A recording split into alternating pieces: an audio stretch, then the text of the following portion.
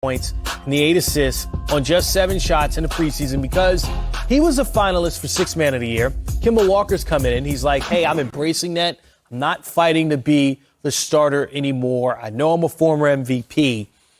Having him embrace that role, what does that do for this team moving forward in this season as far as their success is concerned? Well, I think it shows the professionalism in Derrick Rose. It shows that he really respects the game of basketball and all that he's been through. He has the accolades, Chris. He has all the money. But now he's playing for the love of the game of basketball and what the game of basketball has done for him and his family.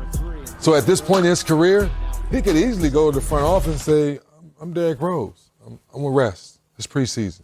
Let me chill out for a minute. No, he's showing his leadership, playing hard, playing in the preseason, showing the front office he still can be an impact player on a team that's trying to get back into the playoffs like they showed this year. That wasn't a fluke, and he could be an integral part of it. Certainly a fan favorite, also someone that came close to winning the award. Jordan Clarkson, Joe Ingles finished in front of him for the Utah Jazz, and deservedly so. Do you think Derrick Rose should be the front runner to win the award this year?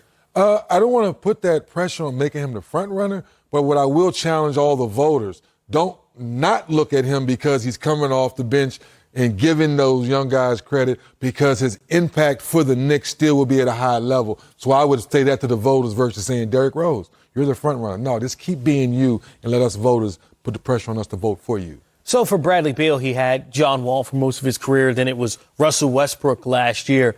Now, no disrespect to Spencer Dinwiddie, but those guys were all-stars and they're right perennial all-stars. Mm-hmm. For Bradley Beal, second leading scorer last year in the league, what do you need to see from him this year for the Wizards to be a postseason team?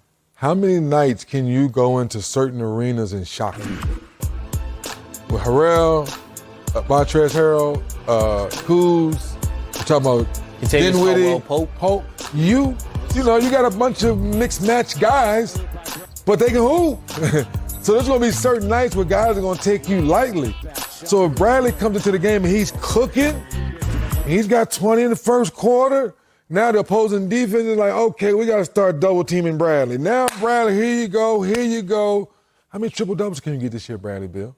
And how do those numbers equate to a few more victories? We're not saying you're going to fight for a home court advantage in the Eastern Conference, but with the way this team is constructed, you can be more competitive than most people give you credit for. Well, in your interview with him, I believe that he said, I want to be a better defender and I want to be in the MVP conversation. What does he need to do to be there?